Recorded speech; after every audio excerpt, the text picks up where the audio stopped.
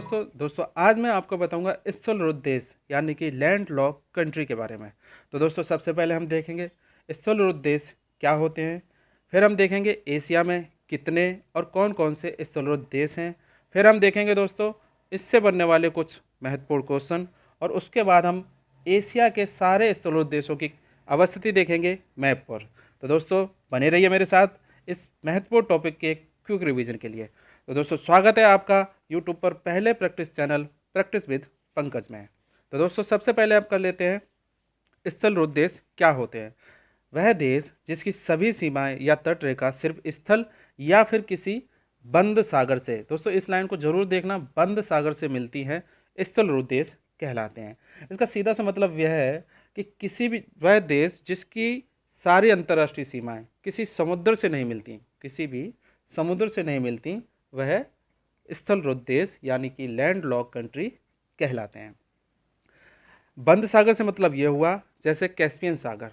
मान लो किसी देश की सीमा अगर कैस्पियन सागर से मिलती है तो वो लैंड लॉक कंट्री कहलाएगा, क्योंकि कैस्पियन सागर समुद्र नहीं है, वह एक झील है, सागर है।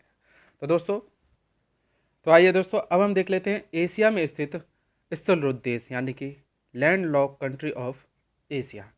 तो एशिया में 12 स्थलरुद्ध देश हैं। कौन कौन से हैं? Bhutan, Nepal, Laos, Mongolia, Armenia, Azerbaijan, Turkmenistan, Kazakhstan, Kyrgyzstan, Tajikistan, Afghanistan और उज़्बेकिस्तान। दोस्तों इन्हें याद करने का सिंपल फंडा ये है कि जितने भी तान हैं एशिया में, हिंदुस्तान और पाकिस्तान को छोड़कर जितने भी तान, जैसे कि कजाकिस्तान, तुर्कमेनिस्तान, किर्गिस्तान, अफ़गानिस्तान, जितने भी तान हैं वो सारे लैंड लॉक कंट्री है, हिंदुस्तान और पाकिस्तान को छोड़कर। अब बाकी Nepal, Bhutan, Laos, Mongolia, Azerbaijan और आर्मेनिया, इन्हें आप मैप पर देखते ही आपको याद रह जाएंगे। तो ट्रिक के पीछे मत भागिए दोस्तों, और एक बार मैप पर इनकी अवस्थिति जरूर देख लीजिए। दोस्तों अब इससे हम देखते हैं कि इस टॉपिक से जो क्वेश्चन बार बार पूछे जाते हैं वो क्वेश्चन देख लेते हैं। कजाकिस्तान एशिया में स्थित सबसे बड़ा स्थलरुद्ध देश है। कभी आपसे पूछ लिया कि एशिया का सबसे बड़ा लैंड लॉक कंट्री कौन सा है, तो आप पक्का बता पाएंगे कौन सा है? कजाकिस्तान। पूछ ले कि दूसरा सबसे बड़ा कौन सा है, तो आप बता पाएंगे मंगोलिया।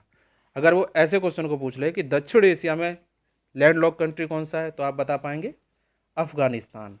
फिर अगर पूछ ले आपको दक्षिण पूर्व एशिया में लैंड लॉक कंट्री कौन सा है, तो आप बता पाएंगे लाओस। तो दोस्तों ये कुछ महत्वपूर्ण क्वेश्चन है जो अब तक कई बार पूछे जा चुके हैं, इसलिए मैंने इस वीडियो में इन्हें भी रख लिया है। अब दोस्तों आगे इसके हम देख लेते हैं इन सारे देशों की मैप पर अवस्थिति। तो देखिए सबसे पहले हम देखते हैं मंगोलिया को। मंगोलिया ये है मंगोलिया।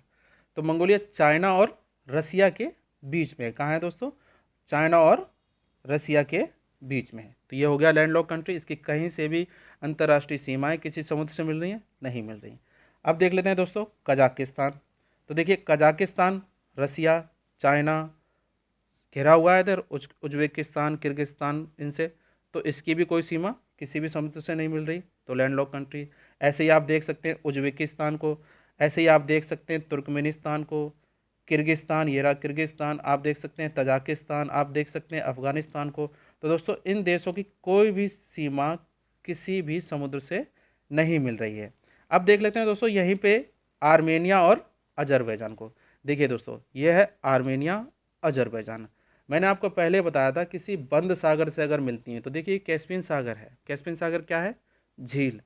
तो यहाँ अजरबैजान और कजाकिस्तान की सीमा, तुर्कमेनिस्तान की सीमा कुछ लग रही है, तो इसे भी हम लैंड लॉक कंट्री मानेंगे, क्योंकि ये समुद्र नहीं है। तो दोस्तों इस तरीके से बहुत अच्छे से समझ लेंगे आप। आर्मेनिया, अजरबैजान, तुर्कमेनिस्तान, ये सारे कैसे देश हुए?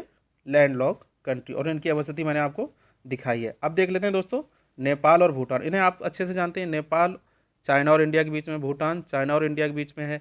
फिर आप यहाँ देख लीजिए लाओस। लाओस पे थोड़ा आपको कन्फ्यूजन हो सकता है, तो इसलिए लाओस को यहाँ पे देख लीजिए। लाओस जो है इसकी भी अंतर्राष्ट्रीय सीमा किसी भी समुद्र से नहीं मिल रही, क्योंकि इसकी इस साइड में आ जाता है वियतनाम और यहाँ पे है म्यांमार, नीचे है थाईलैंड, तो बीच में है ये लाओस।